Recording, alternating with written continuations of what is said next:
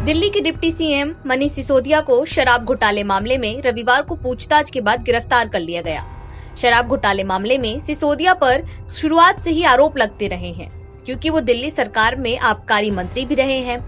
दिल्ली मंत्रालय की वेबसाइट के मुताबिक सरकार के 33 मंत्रालय हैं, जिनमें से सिसोदिया के पास आबकारी मंत्रालय, शिक्षा मंत्रालय, वित्त मंत्रालय समेत कुल 18 मंत्रालय हैं। आइए आपको सबसे पहले ये बता दें कि डिप्टी सीएम मनीष सिसोदिया के पास कौन कौन से पद हैं। डिप्टी सीएम मनीष सिसोदिया के पास शिक्षा मंत्रालय, वित्त मंत्रालय, योजना विभाग, सेवा, श्रम, रोजगार, लोक निर्माण विभाग, कला और सांस्कृतिक और भाषाएं, ऊर्जा विभाग, आवास विभाग, शहरी विकास विभाग, जल, सिंचाई और बाढ़ नियंत्रण विभाग, इंडस्ट्रीज, आबकारी, स्वास्थ्य और अन्य सभी विभाग, जो किसी भी मंत्री को विशेष रूप से आवंटित नहीं किए गए हैं। 33 में से 18 विभाग मनीष सिसोदिया के पास होने से पहले भी सवाल उठ रहे थे, और सत्येंद्र जैन के पास जो 6 विभाग थे वो उनकी गिरफ्तारी के बाद मनीष सिसोदिया के पास आ गए थे।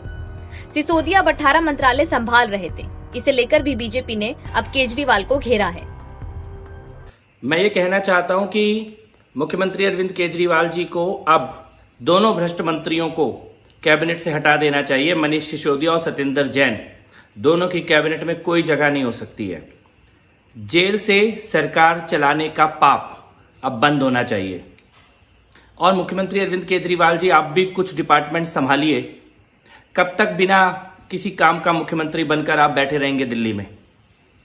कुल मिला के 7 मंत्री हैं दिल्ली के कैबिनेट में, उसमें से सबसे ज्यादा डिपार्टमेंट मनीष सिसोदिया और सत्येंद्र जैन के पास है, दोनों जेल में हैं।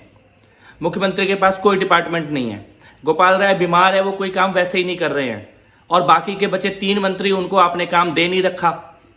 तो एक प्रकार से बिल्कुल सरकार ठप पड़ी हुई है दिल्ली की। दिल्ली में कोई काम नहीं हो रहा है। अब समय आ गया है कि भ्रष्ट मंत्रियों को कैबिनेट से बाहर किया जाए, नए मंत्रियों को जिम्मेदारी दी जाए और मुख्यमंत्री खुद भी कुछ काम करे। दिल्ली पूरी तरह से ठप करके ना बैठी जाए। कानून अपना काम कर रहा है, लेकिन आप सरकार को ठप करके नहीं बैठ सकते। दरअसल दिल्ली में 33 में से 18 विभाग मनीष सिसोदिया के पास हैं। ऐसे में सवाल ये खड़ा होता है कि अगर सिसोदिया की गिरफ्तारी लंबी खिंची तो दिल्ली का बजट कौन पेश करेगा?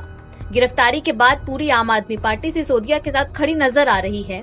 ऐसे में उन्हें मंत्री पद से हटाने की आम आदमी पार्टी की मंशा तो नहीं नजर आ रही है। हालांकि इतने विभाग को जेल में रहकर संभालना काफी मुश्किलों भरा हो सकता है।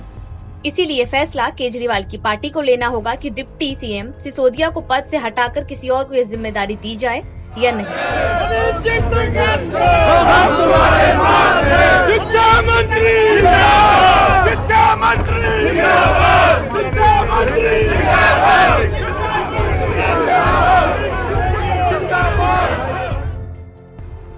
नवभारत टाइम्स ऑनलाइन की रिपोर्ट।